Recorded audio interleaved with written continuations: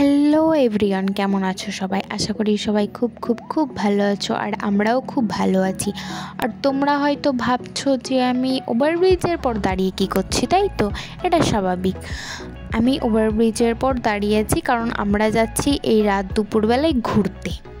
কি করব বলো, হট করে ডিসিশন হয়েছে দুজনের যে চলো, অনেক দিন কোথাও ঘুরতে যাওয়া হয় না। আর ও তো যেহেতু বাড়িতেও থাকে না, আমি একা একাই থাকি বাড়িতে, তো দুজনে ডিসাইড করলাম রাত্রেবেলা চলো ঘুরতে যাওয়া যাক। তো রাত 2টোর সময় দুজনে বেরিয়ে পড়েছি। আর তোমরা হয়তো ভাবছো যে আমি গরমকালে মাথায় স্কার্ফ কেন পেঁচিয়েছি। অ্যাকচুয়ালি আমরা বাইকে করে যাচ্ছিলাম, তো রানাঘাট অবধি বাইকে গেছি, ওই জন্য ঠান্ডা লাগছিল। আর আমাকে রেখে টম গেছিল হচ্ছে গিয়ে টিকিট কাটতে। টম রানাঘাট থেকে একবারে রানাঘাট টু নামখানার টিকিটটা কেটে নিয়েছিল। তো টিকিট কাটার পরে আমরা দুজনে বসেছিলাম স্টেশনে। 2-4টে লোক হাঁটাহাঁটি করছিল, আরও দাঁড়িয়ে দেখছিল কখন ট্রেন ঢুকবে। তো দেখতে দেখতে পেছন দিয়ে ট্রেন চলে এসেছে। আমরা ট্রেনে উঠে পড়লাম। ট্রেনে উঠে দেখি খুব কম লোক। তো তারপরে আমি টমের কাঁধে মাথা দিয়ে সারা রাস্তা ঘুমাতে গেছি। তো আমাকে ডেকে দিল, বলল যে ওঠো, সকাল হয়ে গেছে। আমি যেই চোখ খুলেছি দেখি আমার সামনে কত লোক। আমি যখন ঘুমিয়েছিলাম মাত্র আমরা দুজনেই ছিলাম ওই সিটে। তো ঘুম থেকে উঠে দেখি কত লোক। তো ফাইনালি আমরা শিয়ালদা স্টেশনে পৌঁছে গেছি।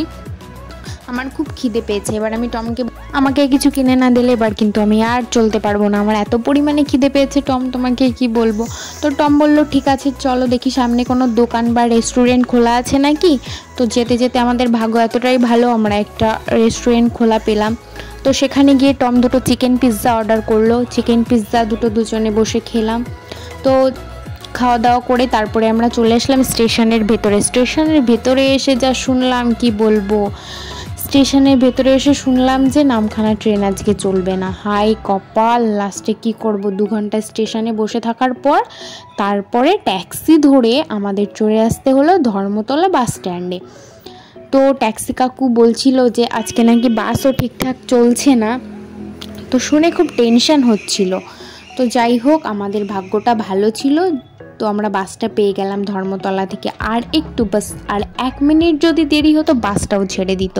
তো যাই হোক, বাসের পর ঢুকার পরে দেখলাম যে আমাদের জন্য সিটও আছে, 2টো সিটই ফাঁকা ছিল। তো আমরা দুজনে বসে পড়লাম। আর বাইরে ভিউটা জাস্ট অসাধারণ ছিল। তো ভিউ দেখতে দেখতে আমরা চললাম।